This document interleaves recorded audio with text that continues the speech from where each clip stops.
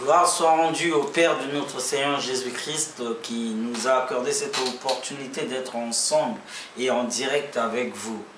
Je tiens à vous souhaiter bienvenue dans l'émission Entre nous, qui est un temps de rafraîchissement et de restauration que je tiens à partager avec tous les bien-aimés et toutes les personnes qui ont la bonne volonté de recevoir quelque chose de la part du Seigneur. C'est pourquoi, avant toute chose, j'inviterai tous les bien-aimés qui me suivent en cet instant d'incliner leur tête et nous allons invoquer Dieu afin que Dieu soit au contrôle de ce temps favorable. Nous prions le Seigneur, s'il vous plaît. Seigneur, je te rends grâce, je te bénis parce que tu es Dieu. Merci pour cette opportunité que tu nous as accordée d'être ensemble avec tes enfants et à ton écoute. Je prie en cet instant pour que ma personnalité puisse disparaître devant la lumière de ta parole.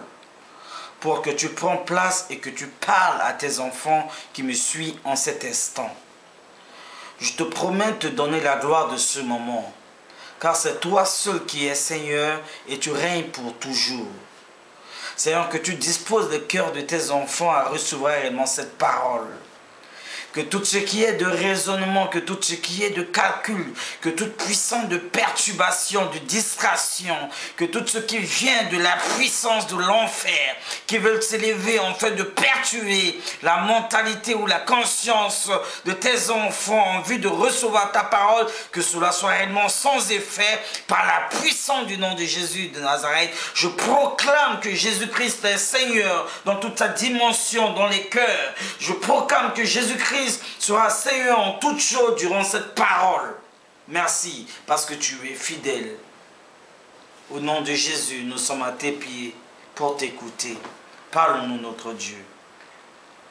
Et nous disons tous Amen.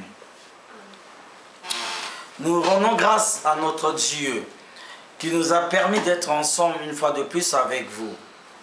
Chers bien-aimés en Christ, je tiens à partager un certain nombre de choses importantes avec vous, qui va vous aider, qui va apporter quelque chose de nouveau dans votre histoire, qui va changer votre mentalité et votre manière de voir les choses. Je ne connais pas vos histoires, je ne connais pas ce que vous avez connu d'une manière personnelle, je ne connais pas vos parcours, je ne connais pas les moments difficiles que vous avez eu à parcourir d'une manière personnelle dans votre vie. Je ne connais pas les déceptions. Je ne connais pas un certain nombre de choses que vous avez connues.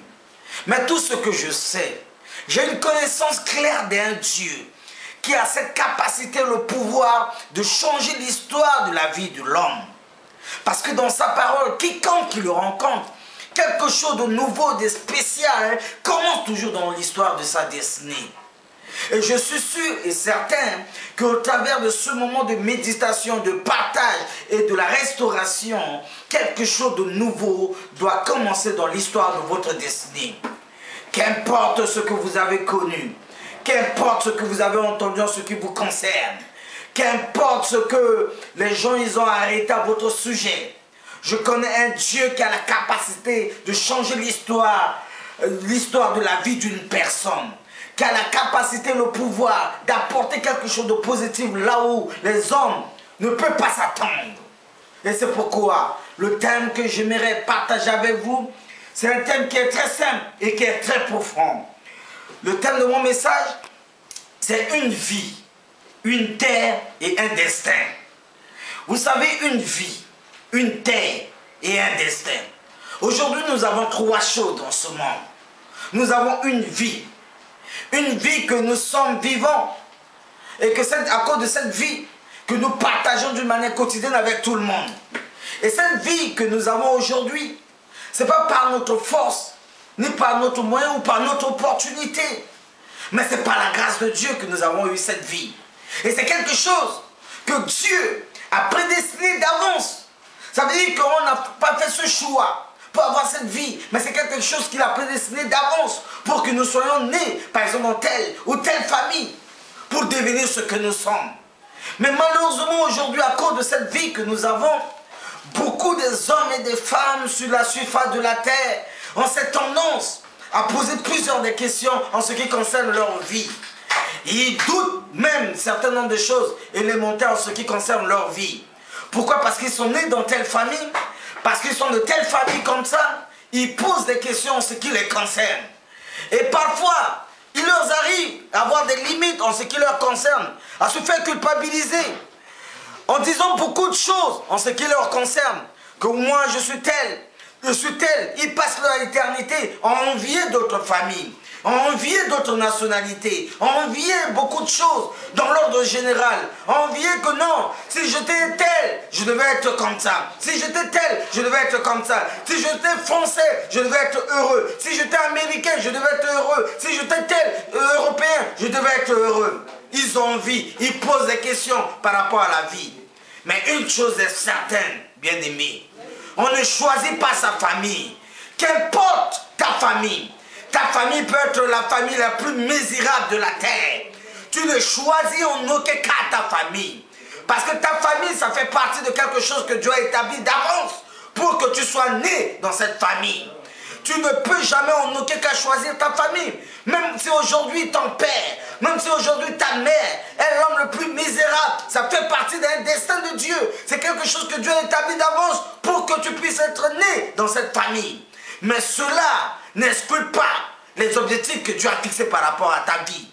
Malgré que tu peux être né dans une famille la plus misérable, malgré que tu peux être né sur une terre inconnue de la surface de la terre, mais Dieu a un projet, Dieu a un but pour toi. Lorsque Dieu a pris son temps pour pouvoir te créer dans ce monde, ça veut dire que Dieu a prévu quelque chose en ce qui concerne également ta vie, en ce qui concerne ta destinée à toi. C'est pourquoi je voudrais vous rappeler que les histoires de telle nation dont on vient de telle nation n'a rien à voir avec les choses de Dieu. Je tiens à vous pousser à prendre conscience. La Bible dit quoi dans Genèse 1? Genèse 1 verset 26, la Bible dit, puis Dieu dit, faisons l'homme à notre image, à notre ressemblance qui domine. J'aimerais rester seulement sur ces trois choses. La Bible dit quoi? Faisons l'homme à notre image. Si nous voyons dans le récit de ce chapitre, avant toute chose, c'est Dieu seul qui agit. La Bible dit que Dieu dit que telle chose comme ça se fait et la chose se produit telle que Dieu a dit. Mais en ce qui concerne l'homme, Dieu a pris son temps. Il a dit faisons. Ça veut dire qu'il a fait appel au Père, au Fils, au Saint-Esprit. Pourquoi? Parce que c'est quelque chose d'important, c'est quelque chose d'incontournable, c'est quelque chose de précieux, c'est quelque chose de valeureux. L'homme, il a dit faisons l'homme à notre image, selon notre ressemblance, en fait qu'il domine. Ça veut dire que l'homme a été prédestiné d'avance par Dieu pour venir dominer. L'homme portait une valeur, quelque chose de précieux. Pourquoi? Parce que la Bible dit faisons l'homme à notre image.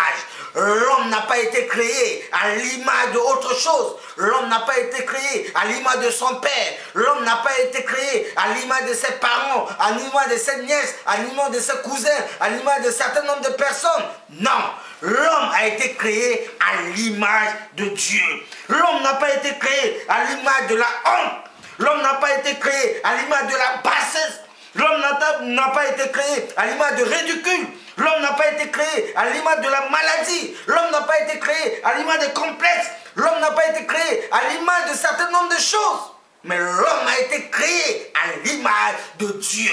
Le jour que tu comprendras que tu es créé à l'image de Dieu, ta mentalité change. Le jour que tu comprendras que tu es un représentant réel de Dieu sur la terre, ta manière de voir les choses change. Pourquoi? Parce que tu es une créature conforme de Dieu sur la terre. Du moment que tu prendras conscience que tu es la propriété de Dieu, que tu as une valeur, ta manière de voir les choses, ça doit réellement changer. Prends conscience à partir de maintenant. Dis non, tu n'es pas n'importe qui. Je suis quelqu'un d'important. Je suis quelqu'un qui porte une valeur. Cette valeur, c'est quoi? Parce que Dieu a pris son temps pour me créer. Je ne suis pas n'importe qui. Je ne suis pas quelqu'un à être négligé. Je ne suis pas quelqu'un qui doit être méprisé par les autres. Je m'en fous de ce que les autres peuvent penser à mon sujet. Je m'en fous de ce que les autres peuvent croire à mon sujet. Je suis la créature de Dieu. Je suis ce que Dieu dit que je suis. Pourquoi? Parce que J'ai été créé par Dieu. Et Dieu m'a créé pour dominer. Dieu m'a créé pour triompher. Dieu m'a créé pour vivre la gloire. Dieu m'a créé pour vivre le succès. Dieu m'a créé pour vivre dans la paix. Dieu m'a créé pour vivre dans la joie.